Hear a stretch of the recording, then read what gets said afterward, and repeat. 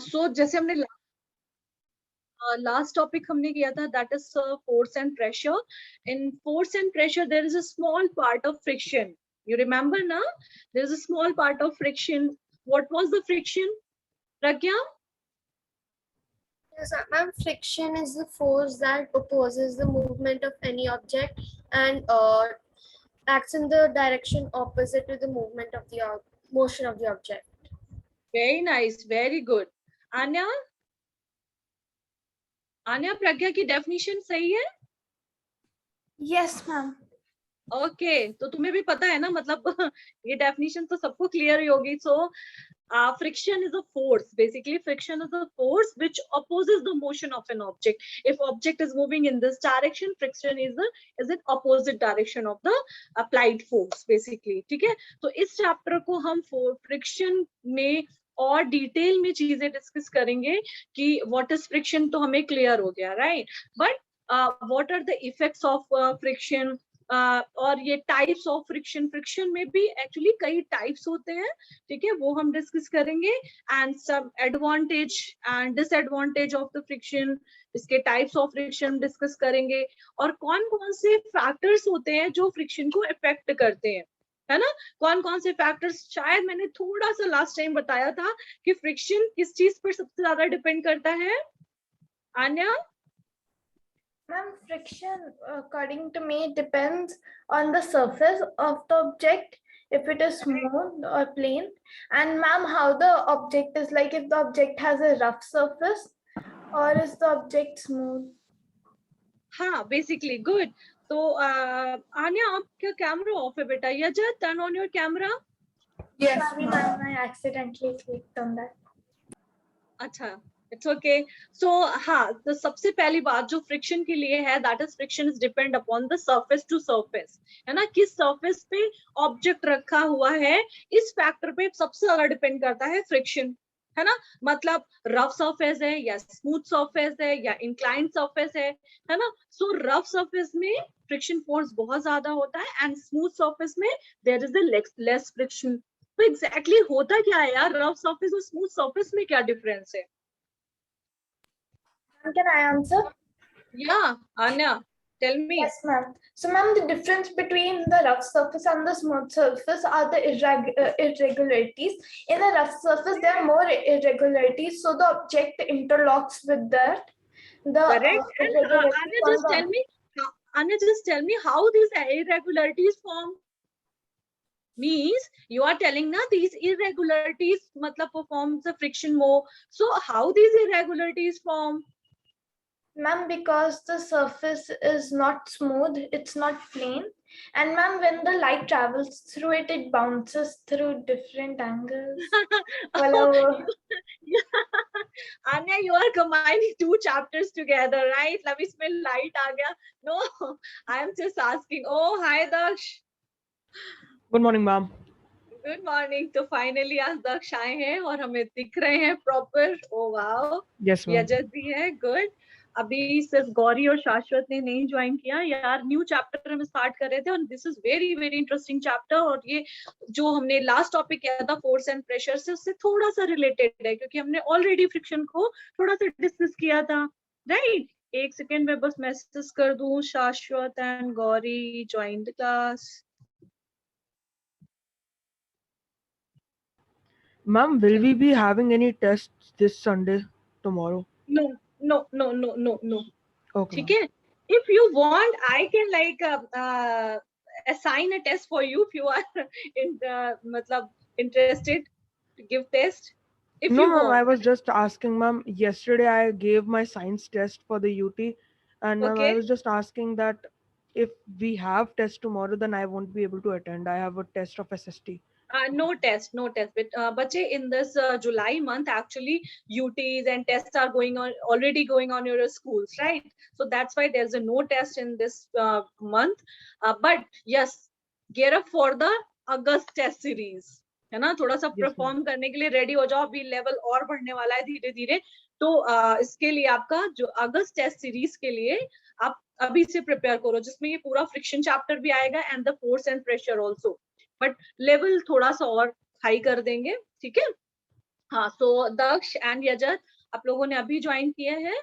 सो मैं बोल रही थी कि हम लोगों ने फ्रिक्शन चैप्टर स्टार्ट कर दिया। फ्रिक्शन चैप्टर में आपको कुछ इंटरेस्टिंग फिनोमेना, मतलब इंटरेस्टिंग चीजें पढ़ोगे कि like types of friction, right, types of friction and what are the advantage and disadvantage of the friction, है ना। सो इस चीजों को हम डिस्कस कर रहे थे अभी, जस्ट मैं एक इंट्रोडक्शन ही ले रही थी। चलो ठीक है, फिर जल्दी से स्टार्ट करते हैं friction and I am going to share my screen. या हाँ मैम बेटा, तो आपने मुझसे क्वेश्चन पूछा था कि वो इरेगुलरिटीज क्यों होती है, मैम उसका आंसर बता दो फिर। Okay, so wait for 2 minutes, I will explain.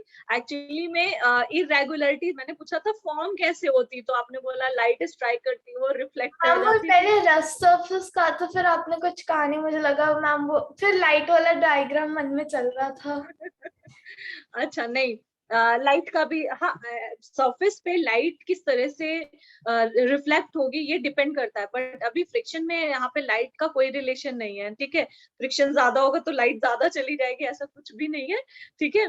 सो हाँ, बट इरेगुलरिटीज कैसे फॉर्म होती है ये भी मैं आपको अभी बताऊंगी, इसके लिए थोड़ा सा वेट करो। बट फर्स्ट हम स्टार्ट करेंगे with the introduction of force, sorry, friction and okay. So आप लोग अपना कैमरा मत ऑफ कर लेना कि मैंने इधर कैमरा कर लिया है, ठीक है।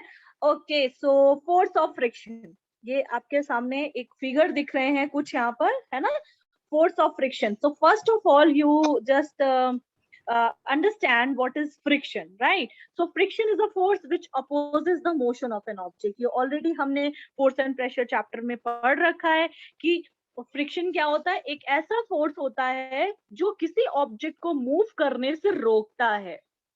ये एक मतलब विलेन टाइप का है ठीक है, जो कोई ऑब्जेक्ट मूव कर रहा है उसको रोकेगा कि भाई मैं नहीं मूव होने दूंगा, राइट। सो यहाँ पे जैसे आप ये फर्स्ट फिगर देख रहे हो, in this first diagram you can see there is a block or the box you can say, and the person is pushing, applying force in this direction, है ना। तो इसको इधर मूव होना चाहिए, हाँ ऑब्वियसली मूव होगा। क्यों? क्योंकि जो पर्सन है वो इसको इस डायरेक्शन में क्या कर रहा है, एक फोर्स अप्लाई कर रहा है। But there is another one force जो इसको अपोज करेगा, ये फोर्स होता है हमारा फ्रिक्शन फोर्स। और ये कहाँ पे एक्ट होता है, where it acts, actually the friction force is acting between the two surface. First इसके और इस सरफेस के बीच में जो कांटेक्ट होता है उसके बीच में एक फ्रिक्शन फोर्स लगता है जो इसको अपोज करता है। चलो ठीक है, अब सेकेंड डायग्राम को, सेकेंड फिगर को देखते हैं। In this figure you can say there is a, I think कौन सी बॉल है ये, क्रिकेट बॉल है।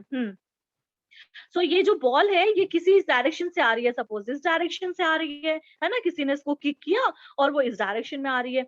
सो ये जो ड्यू टू ये जो इरेगुलरिटीज, ये एक रफ सरफेस है, ग्रास है basically.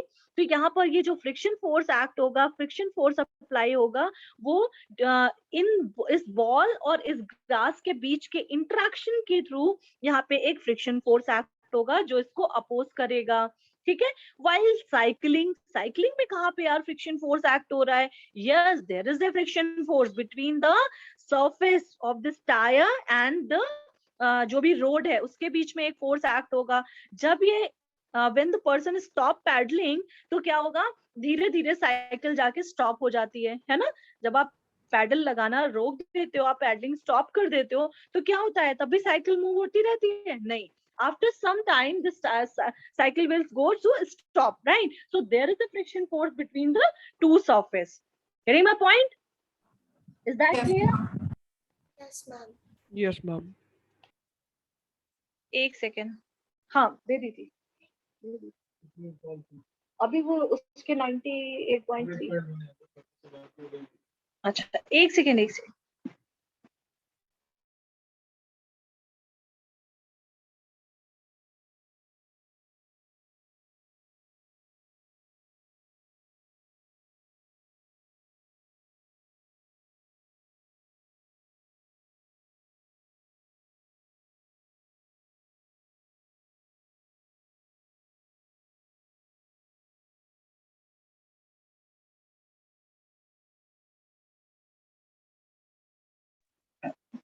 Okay, so sorry. Okay, so there is a friction force. So friction force के लिए मैं आपको ये PDF शेयर करूंगी, ठीक है, so don't need to write anything, मैं ऑलरेडी बता चुकी हूँ। मेरी क्लास में यार जब तक मैं ना बोलूँ ना तब तक कुछ नोट डाउन मत करना यार, सिर्फ क्लास पे फोकस करो कि क्या मैं पढ़ा रही हूँ, ठीक है। अपने अपने मतलब उसमें पूरा फोकस स्क्रीन पे रखो, ठीक है। कुछ भी किसी को लिखने की जरूरत नहीं है, क्योंकि after my class, at the end of my class, I will ask some question, ठीक है, जो कि रिलेटेड होंगे पूरे इस क्लास के जो भी हमने टॉपिक करे होंगे, ठीक है। तो इसलिए कुछ भी लिखने की जरूरत नहीं है, सिर्फ सुनो। Okay, so force of friction कहाँ पे एक्ट होता है? सपोज एक क्वेश्चन आया, व्हाट इज फ्रिक्शन, तो आप क्या लिखोगे? Force of friction that opposes the motion of an object. अच्छा, सेकंड क्वेश्चन आया कि कहाँ पे फ्रिक्शन फोर्स एक्ट होता है, right, where the friction force act. So answer is force of friction acts between the object and the surface. Clear है? Now give some example of friction force. You can give मतलब बहुत सारे examples हैं, आप box ये वाला भी ले सकते हो, बॉल का भी ले सकते हो, ये मत बनाने लगना, ठीक है। कि एक साइकिल मतलब ये वाला ड्रॉ मत करना, बट हाँ ट्राई करना। एग्जाम्पल्स आप अगर फोटो फॉर्म में मतलब डायग्राम फॉर्म में अगर बनाते हो ना, तो इट विल लुक्स गुड, और ये टीचर्स को बहुत इफेक्ट करता है कि अरे वाह, बच्चे ने लाइक बॉक्स बनाया है ना, और उसमें फ्रिक्शन फोर्स दिखाया। यू कैन राइट लाइक इस तरह से भी आप लिख सकते हो कि ना, while cycling there is a friction force act, while running on the surface, और कुछ भी बहुत सारे एग्जांपल्स ले सकते हो। बट बेटर है कि कुछ अगर ऐसे एग्जांपल हो जिसमें आप डायग्राम ड्रॉ कर सकते हो, फिगर ड्रॉ कर सकते हो, there is a force is applied in this direction and the friction force in the opposite direction. Okay, any doubt? No, ma'am. Okay, very nice. So this is the contact or non-contact force here, Jat?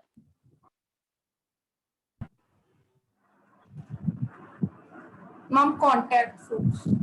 Contact force, ये भी याद रखना। Force of friction अगर पूछा गया, so friction is the force which opposes the motion of an object and its act between the object and the surface, that's why this is the contact force, ये भी आप उसमें बोल सकते हो, ठीक है।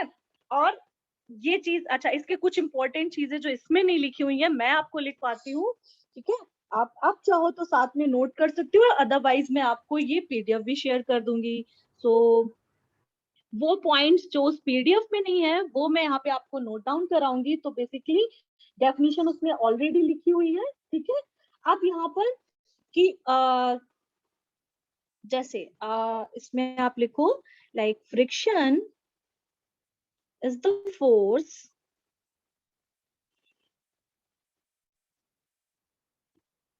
which comes into play when, ठीक है।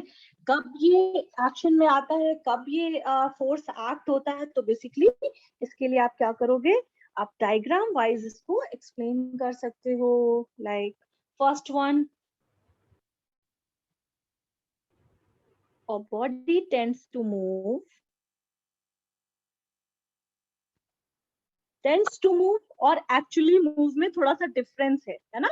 Tends to move just start होने वाली, ये टेंस मतलब अब उस स्टार्ट होने वाली, और actually moving that is the different thing. Already motion में होना और जस्ट मूव होने में डिफरेंस है। Actually move over the surface of another body, that is the important statement. A body tends to move or actually move over the surface of another body, right? अब इसको आप diagram में दिखा सकते हो, like there is a surface and there is a box or the block, anything whatever you want you can take, and you are applying force in this direction. ये है आपकी direction of motion। क्या है? Direction of motion. अच्छा, इसको एक चीज बताऊं आपको, आपके लिए थोड़ा सा वो है, ये जो डायरेक्शन ऑफ मोशन है इसको हम एक नाम और दे सकते हैं, that is called impending motion. आप बस नोट कर लो, इम्पेंडिंग मोशन, क्योंकि मुझे पता है आप लोग बहुत इंटरेस्टेड रहते हो कि यार मैम हाँ ठीक है आप पढ़ा दो, तो इसलिए मैं यहाँ पे लिख दे रही हूँ दैट इज इम्पेंडिंग मोशन और डायरेक्शन ऑफ द मोशन, जिस डायरेक्शन में फोर्स अप्लाई किया है, तो यार फोर्स ऑफ फ्रिक्शन किधर होगा, इस तरफ, ठीक है, और कहाँ एक्ट होगा, इस सरफेस और इस बॉक्स के कांटेक्ट में। Okay, so there is a frictional force, frictional force. Friction force को आप शॉर्ट में FR भी लिख सकते हो, इधर फोर्स अप्लाई हुआ है तो इसको अप्लाइड फोर्स भी बोल सकते हो। ओके, वो शैनल, यजन, प्रज्ञा, आन्या, दक्ष, क्लियर है ये? Yes, ma'am. Yes, ma'am. समझ Yes, में ma'am. तो आ रहा है ना, ये चैप्टर तो बहुत बढ़िया यार, है ना? Yes, ma'am. अच्छा, अब देखो बेटा, अब इसका सेकेंड पॉइंट, हम यहाँ पे क्या कर रहे हैं, हम यहाँ पे कुछ पॉइंट्स लिख रहे हैं कि कब फ्रिक्शन फोर्स अपने एक्शन में आता है या कब प्ले करते हैं, कब एक्ट होता है, राइट? तो देखो, अब सेकेंड थिंग, ये तो, अब सेकेंड थिंग क्या है कि a body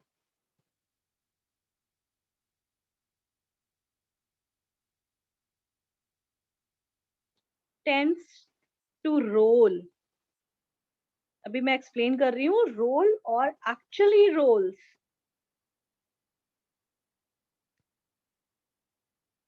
over the surface.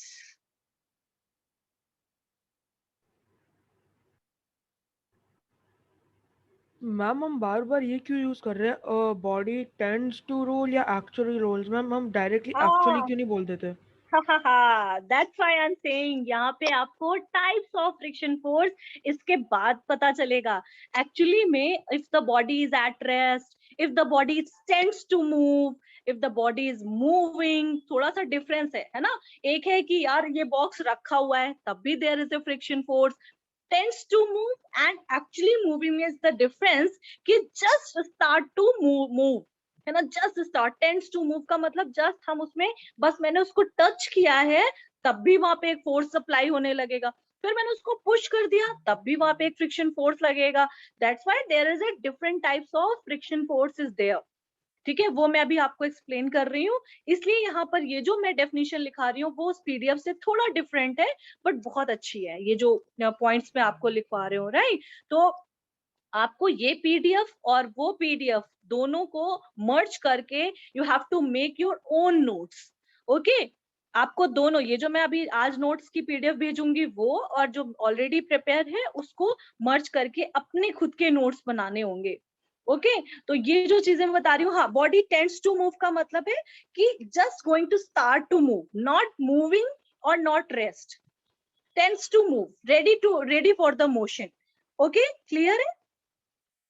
तब भी वहां पे फ्रिक्शन ma'am. फोर्स लगेगा। तो अब कौन कौन से फ्रिक्शन फोर्स कब लगते हैं वो इसके जस्ट नेक्स्ट टॉपिक वही है।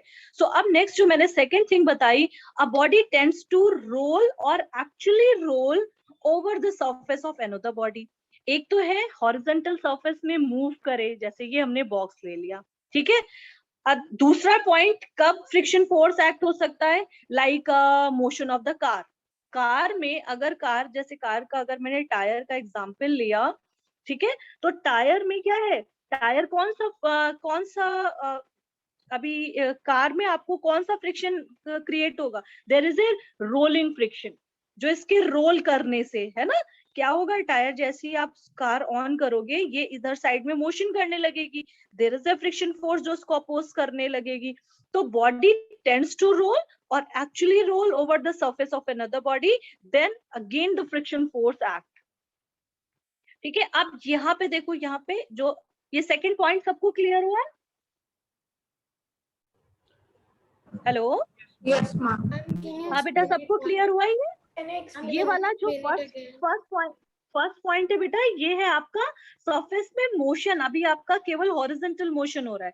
अब सेकंड वाले में अगर बॉडी हमारी क्या कर रही है, रोल कर रही है, जैसे मोशन ऑफ कार में टायर मोशन हो गया, वहां पे भी फ्रिक्शन फोर्स एक्ट हो रहा होगा, तब भी फ्रिक्शन फोर्स एक्ट होगा, राइट? तो ये पॉइंट है आपका second point.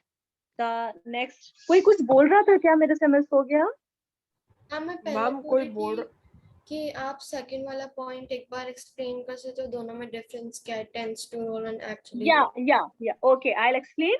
Actually, the first example, the object is at rest in the horizontal surface, right? While pushing, while pulling something, there is a friction force will act. But Is there a friction will occur in the rolling object? Yes, in rolling object, friction will occur. So that's why I'm taking two examples for the friction force. One for the pushing and pulling, and the second thing, there is a rolling object. Rolling अगर कोई motion हो रहा है तो वहां पर भी friction force act होगा. Getting ये समझ में आया प्रज्ञा? Yes, ma'am. राइट सो देखो पुश और पुल दोनों में ही हमारा फ्रिक्शन फोर्स एक्ट करेगा. तो रोलिंग में भी होता है या नहीं, तो उसको मैंने आपको एक्सप्लेन किया है कि अगर कोई ऑब्जेक्ट टेंड्स टू रोल और एक्चुअली रोल, तो उसमें भी दोनों सरफेस के कांटेक्ट के बीच में there is a friction force. Okay Yes, ma'am. Okay. तो आप ये भी इंपॉर्टेंट पॉइंट है कि एक्चुअली में जो friction force opposes the relative motion.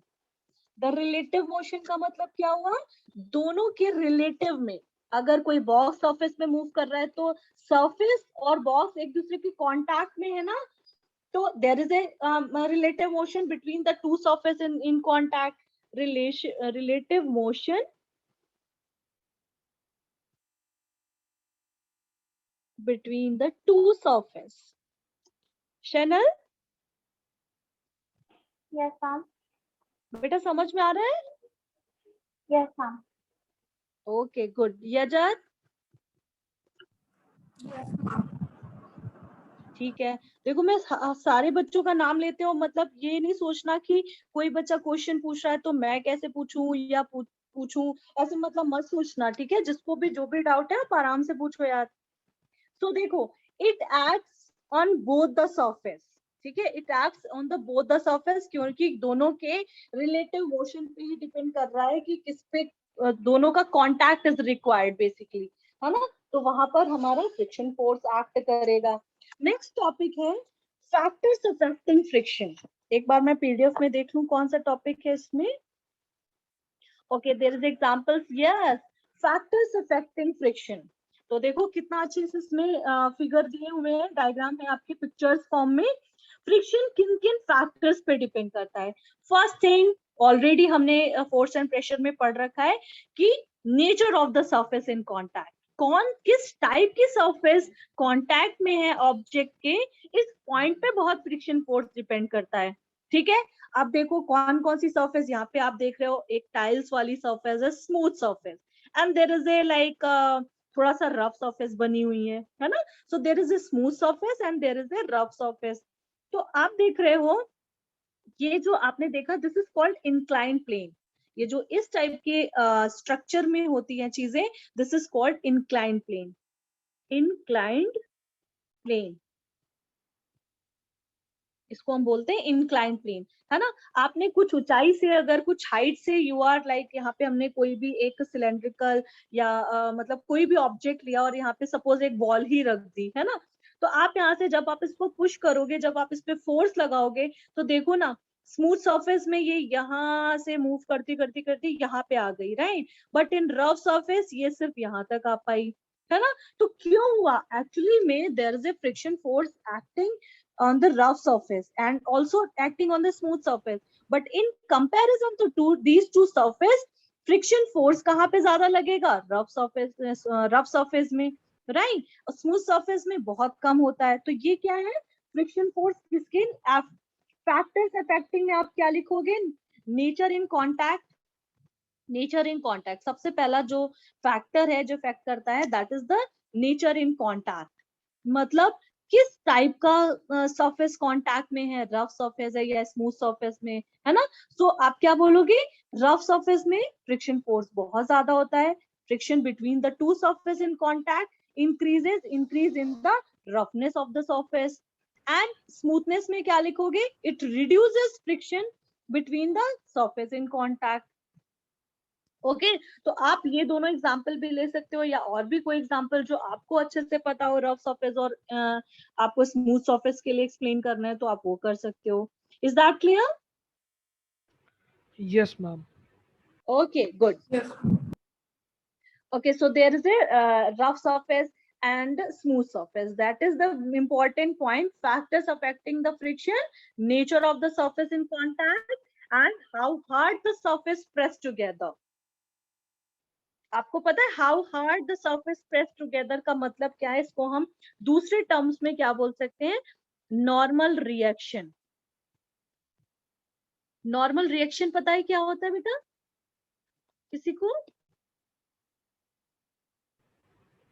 No ma'am. देखो मैं बताती हूँ।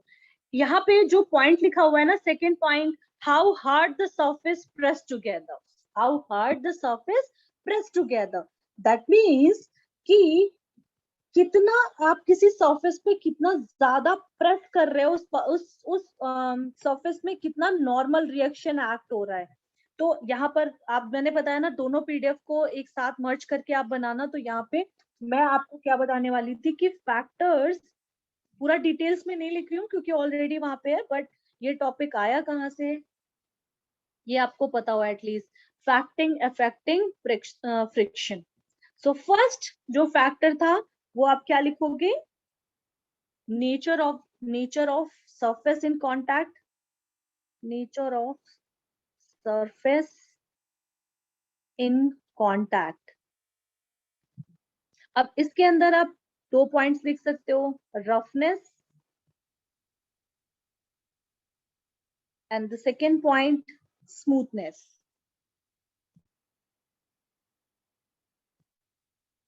Okay, nature of surface in contact के अंदर ये 2 पॉइंट्स आएंगे, कौन कौन से? Roughness and smoothness. First factor हमारा नेचर ऑफ हुआ। सेकेंड फैक्टर जो मैं बताने वाली हूँ that is the normal reaction.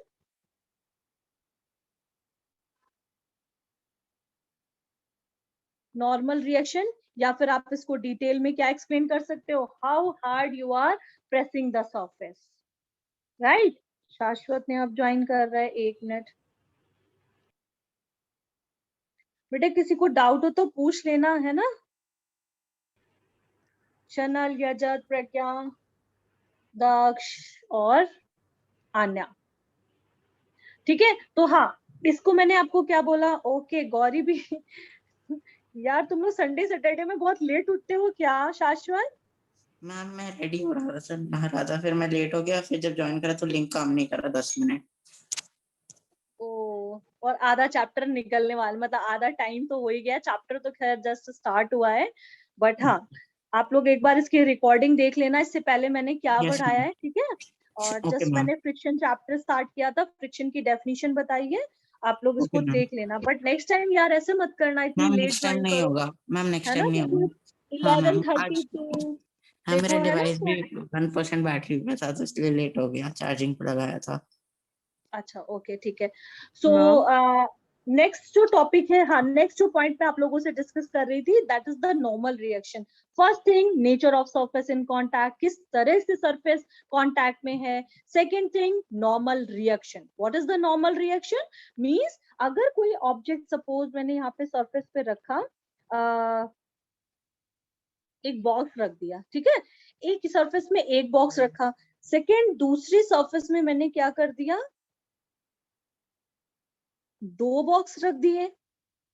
अब ये बताओ कौन सा, किस, मतलब फर्स्ट या सेकंड फिगर में किस में ज्यादा प्रेसिंग होगी सरफेस में? मैम सेकंड में। मैम सेकंड में। सेकंड में, राइट? सेकंड में, मतलब सपोज हमने एक ये बॉक्स लिया और एक ये बॉक्स एक साथ रख दिया, और इसमें सिर्फ हमने एक बॉक्स को यहाँ पे पुट किया, राइट? तो नॉर्मल रिएक्शन का मतलब होता है the force acting perpendicular to the surface, the force acting perpendicular to the surface. ये बॉक्स भी नीचे की तरफ एक फोर्स एक्ट करेगी और ये सरफेस भी ऊपर की तरफ एक फोर्स एक्ट करेगी। जितना फोर्स ये बॉक्स सरफेस पे लगा रहा है ना, उतने ही फोर्स ये सरफेस भी बॉक्स पे लगा रही है। गेटिंग माय पॉइंट ना? This is called the normal reaction. Action जैसे बोलते हैं ना, एक्शन रिएक्शन, इसको नॉर्मल रिएक्शन। जितना फोर्स ऑब्जेक्ट सरफेस पे लगाएगा, same amount of force surface भी ऑब्जेक्ट पे लगाएगी, that is called the normal reaction. So normal reaction का मतलब फ्रिक्शन से कहाँ आया यार, है ना? फ्रिक्शन का मतलब नॉर्मल रिएक्शन से कैसा है? मतलब नॉर्मल रिएक्शन जितनी ज्यादा एक्ट होगी ना, व्हेन नॉर्मल रिएक्शन इंक्रीजेस, जितनी ज्यादा नॉर्मल रिएक्शन लगेगी उतना ज्यादा फ्रिक्शन फोर्स एक्ट होगा। दैट मीन्स सेकेंड पॉइंट में मैं इसको ऐसे भी डिस्क्राइब कर सकती हूँ। इसका पॉइंट क्या था? उसमें एक minute, how hard the surface press together, how hard the surface is press together, that means second वाले केस में सरफेस ज्यादा हार्ड प्रेस हो रही है ना, है कि नहीं? Yes, ma'am, because वो rough surface है. Yes, so how hard the surface is pressed together, that is called normal reaction. तो जितना ज्यादा नॉर्मल रिएक्शन या फिर सरफेस किसी कोई ऑब्जेक्ट सरफेस पे ज्यादा हार्ड प्रेस करेगा, फ्रिक्शन फोर्स उतना ही ज्यादा लगेगा। ये क्लियर हुआ सबको? Yes, ma'am. Yes, ma'am. Yes, ma'am. यार समझ में आया करो, तेज से बोला करो, yes ma'am. Yes, ma'am. Yes, ma'am. Yes, ma'am. Good good, मुझे एकदम अच्छे से आवाज आनी चाहिए, नहीं होगी यस मैम तो मुझे क्या लगेगा पता नहीं यार आ भी रहा है या नहीं आ रहा है समझ में, है ना? तो जब आता है और आपको एक्चुअल में समझ में आएगा ना, तभी इतनी जोर से चिल्लाना। ओके, सो फैक्टर्स अफेक्टिंग 2 में क्या आया? Nature of surface in contact and normal reaction. अब इसको डिटेल में डिस्क्राइब आपको मैंने बताया कि इसको बाद में आप ऐसे लिखोगे, ठीक है? तो दो चीजों पे डिपेंड करता है हमारा। एंड अगेन एक और पॉइंट होता है, हालांकि शायद आपके इसमें नहीं है, that is area of contact. हाँ, यहाँ पे देखो, ये देखो एक एग्जांपल आ गया ना, जो अभी नॉर्मल रिएक्शन का मैं बता रही थी, सेम यहाँ पे आप ऐसे ले सकते हो, ये एक ब्लॉक है और यहाँ पे दो ब्लॉक इंक्लूड है। Friction is more if the surfaces are pressed harder, friction is less if the surface are not pressed harder, right? Hello, Right, ma'am. Yes, ma'am. Right? सबको क्लियर है? तो ये तो देखो मैंने वहां पे फालतू में बनाया था, इतना अच्छा बना भी नहीं यार। ये वाले बॉक्स में मुझे पता ही नहीं था एग्जैक्टली आगे है क्या। तो ठीक है, तो ये वाला एग्जांपल भी आप यूज कर सकते हो। बेटर है ये वाला यूज करना कि सपोज आपने दे दिया कि इसकी हाइट ज्यादा दे दो, इसको दे दो 10, हाइट 10 मीटर का है और ये 5 का है, तो आप देख सकते हो कि किस में ज्यादा। और साथ में आप ये चीजें पॉइंट जरूर लिखना, है ना? Friction is more if the surface are pressed harder. Okay, next आ जाता है आपका, दैट इज द एक सेकेंड, फ्रिक्शन। ओके, हाँ, नेक्स्ट है आपका कॉज ऑफ फ्रिक्शन, कि फ्रिक्शन कैसे एक्ट होता है, क्यों होता है, वो ऑलरेडी फिर मैंने आपको बताया, नेचर ऑफ द सरफेस। अब जैसे यहाँ पे आया कॉज ऑफ फ्रिक्शन, आप ये देख रहे हो, ये एक वुडन ब्लॉक है, इसके ऊपर अनदर वुडन ब्लॉक, इसके ऊपर हम एक वुडन ब्लॉक को प्रेस कर रहे हैं। सपोज मैंने I am applying force in this direction, तो फ्रिक्शन इसके ऑपोजिट डायरेक्शन में यहाँ एक्ट हो रहा है। तो एक्चुअली में क्या है, this wooden block is a rough surface और स्मूथ सरफेस? देखने में तो स्मूथ लग रहा है यार, है ना? Yes, ma'am. बट वुडन है तो Ma'am, irregularities then it will obviously be होगा। rough because you can see the हाँ pattern. हाँ, so there is a irregularities, तो इसको जूम करके यहाँ पे बनाया गया है। देखो इसको, जो मतलब आप जूम करने Yes, का ma'am. मतलब इसको नीचे थोड़ा दिख सा रहा है देख, that वो दोनों या jagged. There is a irregularities between the two surface.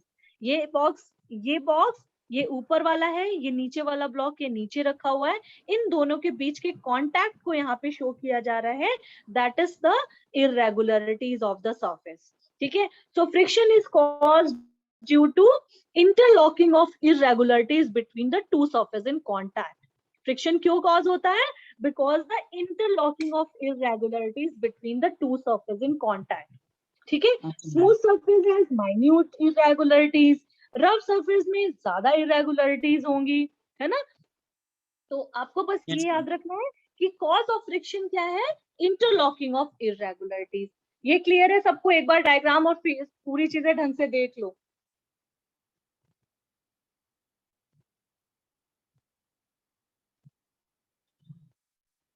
ये क्लियर हुआ?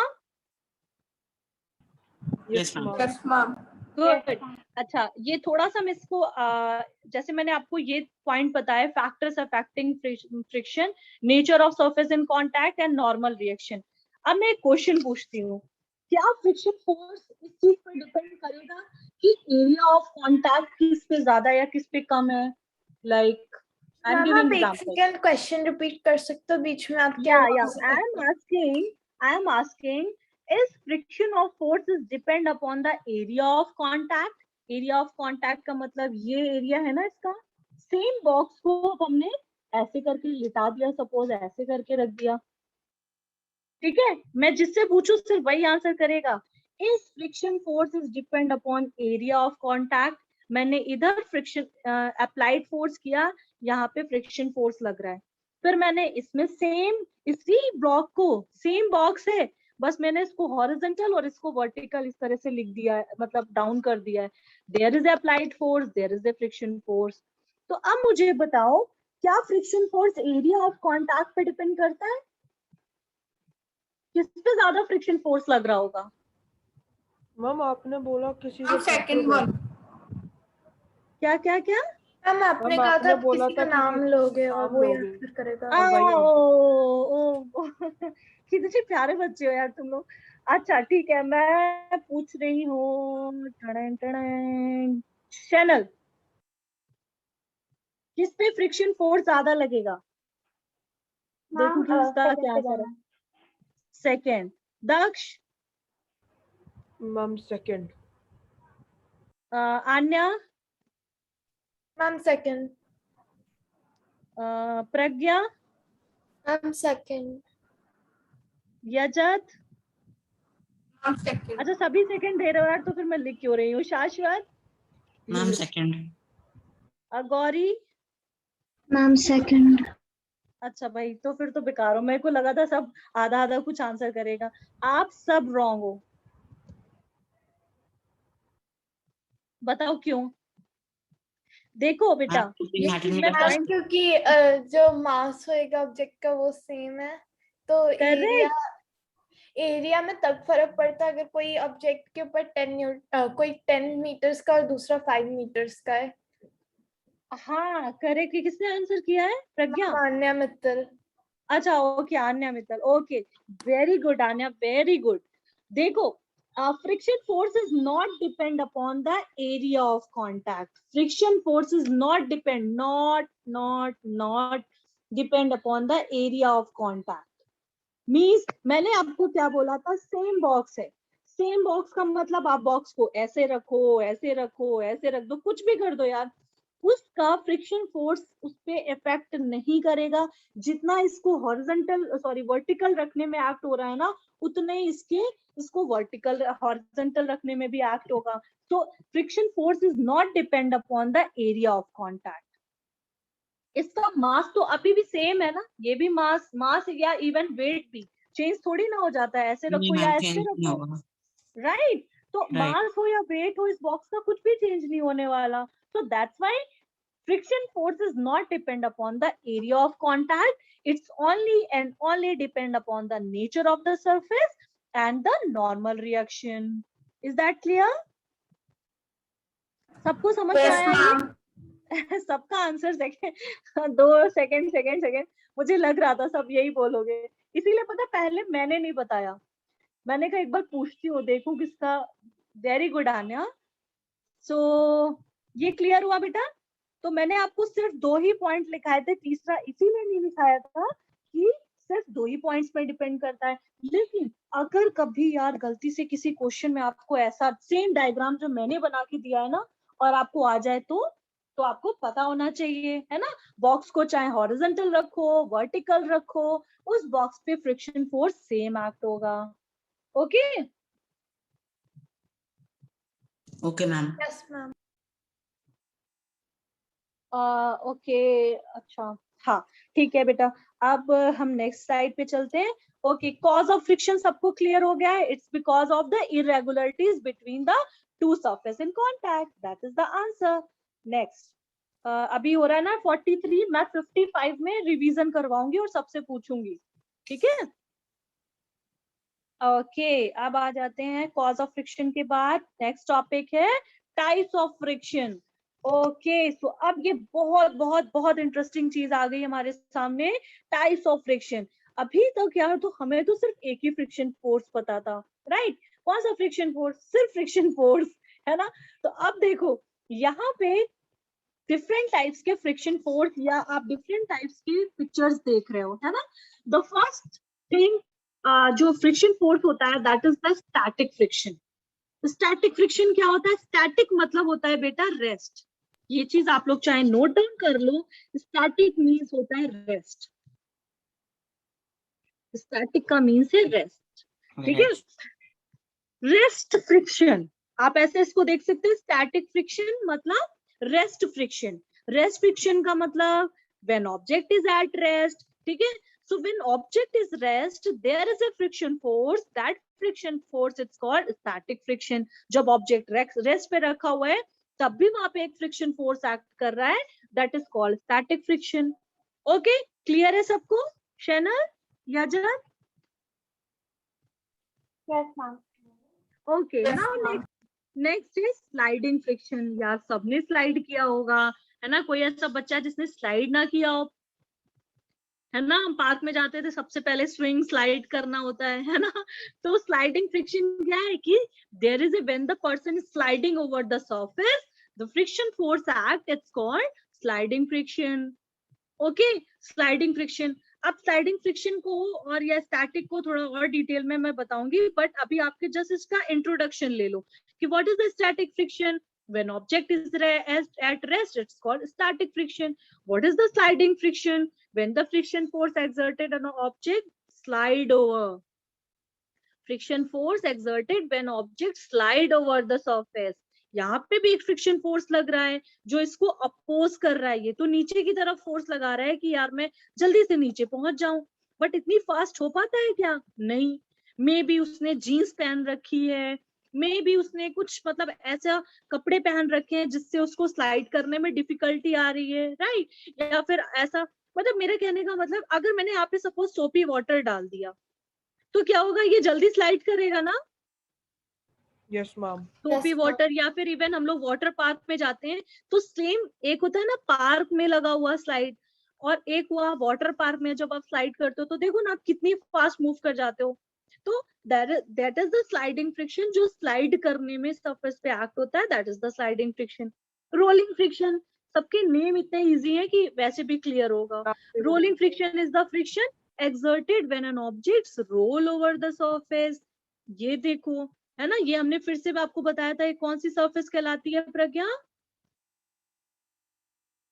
ये जो सरफेस यहाँ पे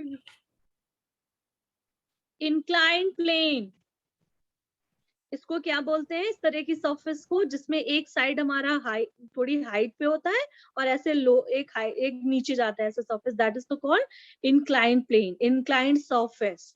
ठीक है, तो इंक्लाइंड सरफेस से अगर आप किसी बॉल को हिट कर रहे हो या आपने रोल करती हुई कोई चीज आ रही है, that is called the rolling friction. Objects roll over a surface, ठीक है।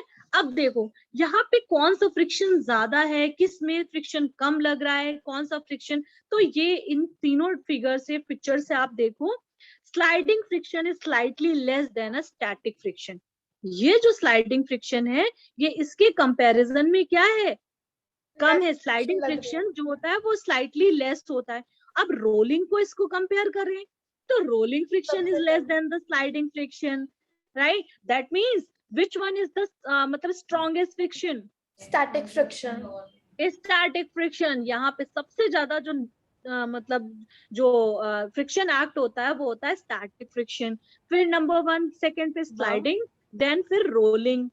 हाँ बेटा, मैम हाँ बोलिए। स्टैटिक फ्रिक्शन मतलब जब कोई ऑब्जेक्ट रेस्ट पे होता है तब फ्रिक्शन एक्ट करती है हाँ, मैम। लेकिन जब कोई ऑब्जेक्ट मोशन में ही नहीं है तो मैम मोशन को अपोज करने वाला कैसे फोर्स हो सकता है? हाँ एग्जैक्टली, गुड, मतलब गुड क्वेश्चन एक्चुअली। देखो, हाँ बेटा कोई कुछ बोल रहा है?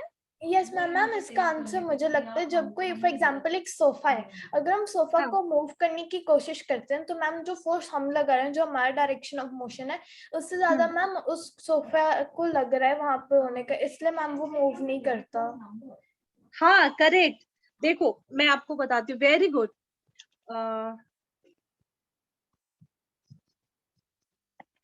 हाँ, क्योंकि कुछ चीजें मुझे लगता है मैं ऐसे क्लियर आपको समझाऊंगी तब ज्यादा समझ में आएगा। देखो, स्टैटिक फ्रिक्शन क्या है? स्टैटिक का मतलब ही रेस्ट है ना? रेस्ट पे कोई ऑब्जेक्ट, और मैंने तो बताया है कि फ्रिक्शन फोर्स तब लगता है जब कोई ऑब्जेक्ट मूव कर रहा है और उसको अपोज करे। Right right, good. बट अब जैसे कोई ऑब्जेक्ट रेस्ट पे है तब भी मतलब वो अपने आप उसमें कोई फ्रिक्शन फोर्स नहीं लग रहा। कोई ऑब्जेक्ट रेस्ट पे है तो रेस्ट पे, राइट? आप उसको थोड़ा सा भी टच करोगे ना, that is the exactly mean यहाँ पे जो आपको ज्यादा समझ में आएगी, टेंड्स टू मूव। आप सोफे को आपने जस्ट टच किया और आप उसको अभी बहुत ज्यादा फोर्स नहीं लगा रहे हो, है ना? आपने जस्ट सोफे को टच किया और आप उसमें हल्का सा फोर्स लगा रहे हो, तब भी वो सोफा मूव नहीं कर रहा। You are applying force, but there is a मतलब जो स्टैटिक फ्रिक्शन है वो उसके अप्लाइड फोर्स से बहुत ज्यादा है। सुनना, फिर से समझना इसको। आप सोफे को मूव कराने की कोशिश कर रहे हो, you are applying force but not मतलब much more, you are not applying much more force जितना भी किस सोफा उस पे लगा रहे हैं। That means you are applying force, you are just tends to move. और एक्चुअली मूव में डिफरेंस क्या है? टेंड्स टू मूव, आप उसमें बस ऐसे कर रहे हो, आपने टच किया कि यार ये मूव कर जाए, बट सोफा नहीं मूव कर रहा है। तो वहां पे जो ऑब्जेक्ट रेस्ट पे है ना, that is called the static friction. क्यों वो रेस्ट पे है? Just because of the static friction. आप बोल सकते हो स्टैटिक का मतलब रेस्ट, और रेस्ट पे जो फोर्स एक्ट हो रहा है उसको रोकने की कोशिश कर रहा है, that is called the static friction. Clear है? तो स्टैटिक फ्रिक्शन अपने आप का कोई फ्रिक्शन नहीं है कि ऑब्जेक्ट रेस्ट पे अपने आप अपना फोर्स लगा रहा है, नहीं। वो तभी लगेगा जब आप उस पर कोई फोर्स अप्लाई कर रहे हो। यहाँ पे दो तरीके के फोर्स होते हैं, अप्लाइड फोर्स एंड, जैसे ये हुआ, ये applied force and there is a friction force. तो अप्लाइड फोर्स और फ्रिक्शन फोर्स में डिफरेंस ये है, जब ऑब्जेक्ट मूव कब करेगा, ऑब्जेक्ट रेस्ट पे कब आता है, या ऑब्जेक्ट मोशन कब करता रहता है। तो इसकी तीन कंडीशन है, if you इसकी push the तीन sofa कंडीशन है। and it moves, then it's force, and if like applied force, and then but if you like muscular force, but if you push the sofa and it does not move, then it's friction force. हाँ, correct. Actually में when your applied force is less than the friction force, Friction force, then it won't move, and if it is then more, it then it will start move. moving, है ना? ये move Yes, ma'am. करता रहता है। अब when your applied force is less than your friction force, तो friction force की value ज्यादा हो गई तो ऑब्जेक्ट रेस्ट पे होता है ना? तो यहाँ पे जो चीजें मैं आपको क्लियर कर रही थी कि static friction, rolling friction, sliding friction, और भी कई तरीके फ्रिक्शन है जो आपकी शायद एनसीईआरटी में है, that is limiting friction, kinetic friction, ये भी है। तो मैं आपको एक्सप्लेन करूंगी इसको भी, बट उससे पहले मैं चाहती हूँ कि आपको जितना मैंने आज क्लास में पढ़ाया है वो क्लियर हुआ है या नहीं, ये मैं चेक करूंगी। मैम मुझे एक चीज पूछनी थी स्टैटिक फ्रिक्शन में। मैम तो स्टैटिक फ्रिक्शन तब एक्ट होता है जब हम कोई फोर्स लगा रहे हैं लेकिन मूव नहीं हो रहा ऑब्जेक्ट, क्योंकि ऑब्जेक्ट लाइक पहले से किसी और सरफेस पे ज्यादा ग्रेटर फोर्स अप्लाई कर रहा है। हाँ, एक्चुअली में स्टैटिक फ्रिक्शन ना एक सेल्फ एडजस्टिंग फ्रिक्शन है। सेल्फ एडजस्टिंग फ्रिक्शन का मतलब क्या हुआ? कोई भी ऑब्जेक्ट सरफेस पे रखा हुआ है वो अपने आप को सेल्फ एडजस्ट कर रहा है। Static friction is a self adjusting friction. आप लोग नोट डाउन कर लो इसको। Static friction is a self adjusting friction. अब शायद इस पॉइंट से आपको और क्लियर हो रहा होगा, सेल्फ एडजस्टिंग को जब आप डिस्टर्ब करोगे तभी वहां पे ऑब्जेक्ट मूव होगा, otherwise there is a static friction.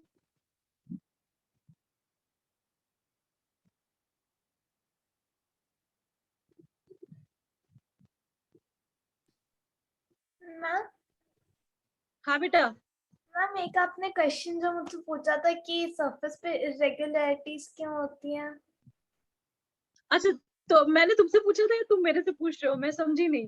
Ma'am आपने मुझसे पूछा था लेकिन अब मैं आपसे पूछ रही हूँ मैम। अच्छा, ओके, इरेगुलरिटीज कैसे फॉर्म्ड होती है, राइट? ये भी है नेक्स्ट टॉपिक। चलो मैं फिर भी आपको अभी एक्सप्लेन कर देती हूँ। Depend upon surface to surface. जो इरेगुलरिटीज हैं वो depend upon surface to surface. जैसे बहुत सारे एग्जांपल्स हैं यार फ्रिक्शन के लिए। जैसे हमने बॉल मूव कर, हमने क्रिकेट बॉल खेल रहे हैं तो वहां पे ग्रास जो है ना, that acts as a friction. वहां पे जो सरफेस है रफ, रफ सरफेस का मतलब है इरेगुलरिटीज, जहाँ पे ज्यादा हो। तो ग्रास क्या है, एक रफ सरफेस है, उसमें इरेगुलरिटीज का काम क्या कर रही है, वो ग्रास है ना।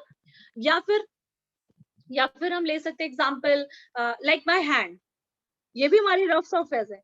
ये सरफेस और इस सरफेस के कंपैरिजन में कौन सी स्मूथ सरफेस है, ये स्मूथ है एंड ये रफ है, राइट।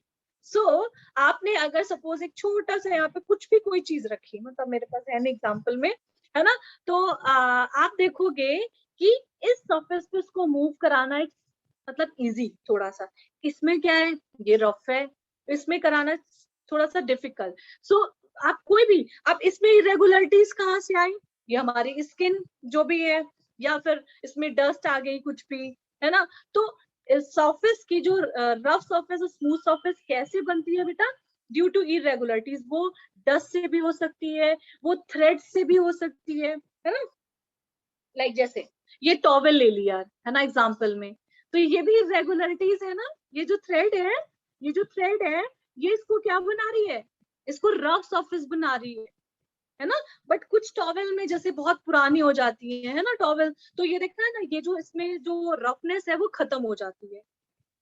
तो ये जो इरेगुलरिटीज है, जैसे इंडियन रोड्स या हाईवे रोड की बात करें, हाईवे में ना एकदम देखो ना मस्त सी रोड होती है ना, वहां पे कोई गड्ढे या कुछ भी मतलब गंदगी या बहुत मतलब प्लेन फ्लैट सरफेस होती है। बट अभी अपने बाहर जाओ यार, तो मार्केट वगैरह में इतनी फ्लैट और इतनी स्मूथ सरफेस होती है, नहीं होती। तो वो जो रफनेस है सरफेस की, वो उसको कैसे बनाती है, डिपेंड कर रहा है सरफेस की रफनेस कैसे बनाई। जैसे मैंने टॉवेल का एग्जांपल लिया, तो इसमें ये रफनेस कहाँ से आई, ड्यू टू थ्रेड्स, है ना। अब हमने रोड का एग्जांपल लिया, वहां पे रफनेस कैसे आई, ड्यू टू सीमेंट, मड, बहुत सारी चीजों से वहां पे रफनेस बनी, है ना। अब रफनेस का मेरे ख्याल से अब तो समझ में आ गया होगा रफ सरफेस कैसे बनती है। डिपेंड करता है सरफेस टू सरफेस, है ना। वो थ्रेड से भी बन सकती है, किसी भी चीज से बन सकती है, तो रफनेस।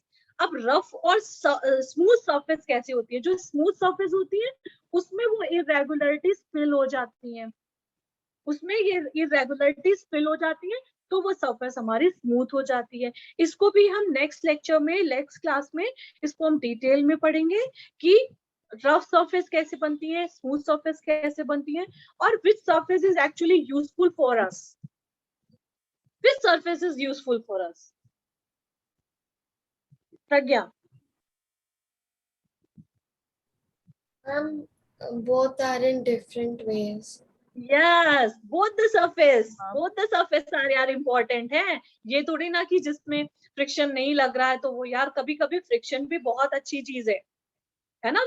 ऑब्वियसली फ्रिक्शंस की कुछ एडवांटेज भी हैं, फ्रिक्शन की कुछ डिसएडवांटेजेस भी हैं, राइट। तो इसको बिल्कुल मत सोचना कि हाँ if you want to keep something at one place, like a हाँ table or a chair, अगर आपको नहीं चाहते कि वो मूव हो और रफ फ्रिक्शन सरफेस होगा तो for driving itself also, अगर वो स्मूथ होएगा पूरा, तो मैम हमारी तो चलती रहेगी, ब्रेक भी नहीं लगेगी। एग्जैक्टली, है ना। सो फ्रिक्शन, यार मैंने स्टार्ट में जो इंट्रोड्यूस किया था, फ्रिक्शन इज ए विलन, नहीं भाई, friction is not a villain, sometimes ये हीरो भी है ना। सो फ्रिक्शन की कुछ एडवांटेजेस भी हैं, कुछ डिसएडवांटेज हैं, लेकिन वी हैव ओनली 3 मिनट्स, तो मैं अब क्वेश्चन पुट करूंगी और किसी का भी कैमरा बंद नहीं होना चाहिए। यजत, दक्ष, गौरी, शाश्वत, जिसको अपना कैमरा बंद करना है तो वो आप यहाँ से आउट हो सकते हो, ठीक है। This is just the quick revision time. और जिस बच्चे ने, गौरी आपने क्यों क्लास इतनी लेट ज्वाइन करी? Ma'am, I had a school presentation.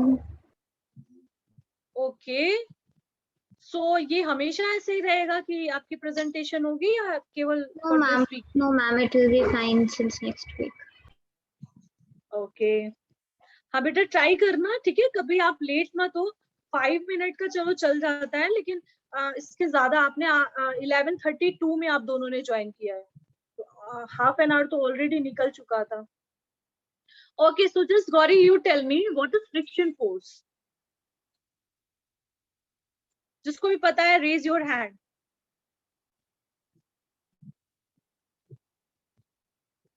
Gauri, what is the friction force?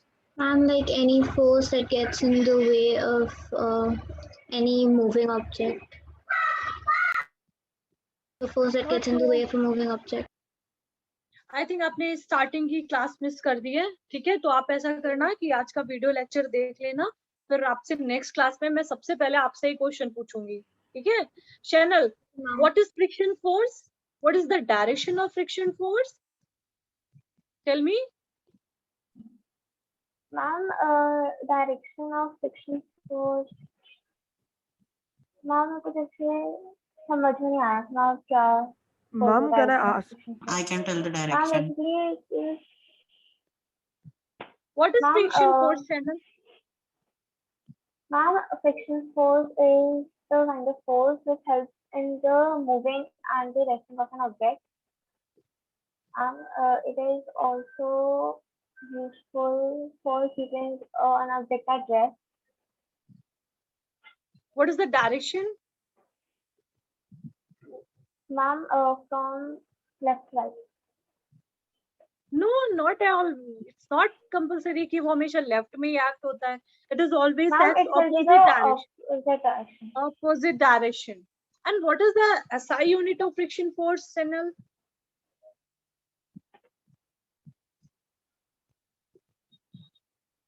Ma'am, can you hear me? Yeah. What is the SI unit of friction force? Yajat, Ma'am, what is the SI unit of force? Friction Ma'am. force. हाँ, Ma'am, I see. हाँ, ma'am, excuse me, ma'am. Ma'am, हाँ बेटा, it's Newton, हाँ, like the force.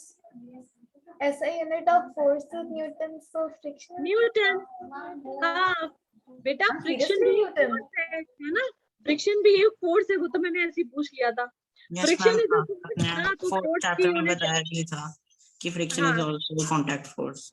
Ma'am, हाँ, contact force.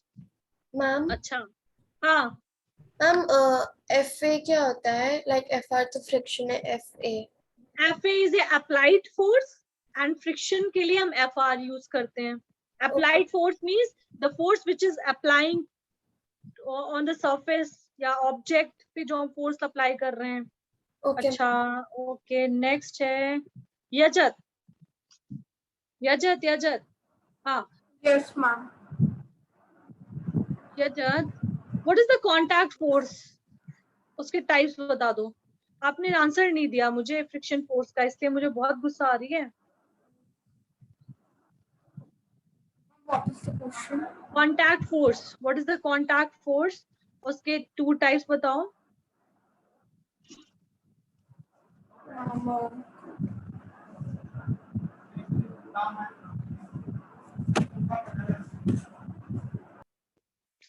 आपकी maths की class है, जल्दी से मुझे बताओ। अच्छा, शाश्वत, Ma'am, muscular force and friction force. good, and next is Pragya, you tell me what are the क्या था question? Causes of friction force, what is the cause of friction force? Ma'am, friction is caused due to the irregularities in the surface and due to the normal reaction. हाँ, देखो basic अगर cause पूछा जाएगा तो आपको बोलना है irregularities, the interlocking of the irregularities the cause of the friction. But अगर मैंने पूछा दक्ष, yes, ma'am. what factors affecting the friction force? Ma'am, What? ma'am, Mhm. the weight of the object, ma'am, the type of surface, like smooth or rough, and the amount of pressure that the object applies on the surface. हाँ, ठीक है, the amount of pressure applied on the surface, that means normal reaction पे based होता है, normal reaction पे, and it's also depend upon the nature of the surface. Okay, ठीक है, तो गुड, वेरी गुड, इतना आप लोगों ने आज कर लिया है। नेक्स्ट क्लास आपकी नेक्स्ट सैटरडे को होगी, इसके आगे हम चीजें स्टार्ट करेंगे। बट अभी जो आपको वर्कशीट दी जाएगी, वो based on force and pressure और फ्रिक्शन दोनों से रिलेटेड होगी, तो वो आपको करनी होगी, ठीक है। ओके, और Yes, स्पीड लैब पे आप लोगों को रेस्ट्रिक्शन हो गया है सब बच्चों का स्पीड लैब पे? Ma'am, can I ask a question? या प्लीज बोलो। मैम फॉर एग्जांपल मैम हमने कोई क्लास मिस कर दी और मैम हमारे को एक रिकॉर्डिंग के रिवीजन चाहिए, मैम रिकॉर्डिंग कहाँ पे मिलती है? बेटा आप 100+ एकेडमी की ऐप आपने डाउनलोड करी है, वहां पर Yes, आपको स्टडी मैम। मटेरियल के अंदर वीडियो लेक्चर्स मिलेंगे। मैम डाउनलोड कर रखा है मैम, मेरा अकाउंट पे है, लेकिन मैम कोई भी वीडियो नहीं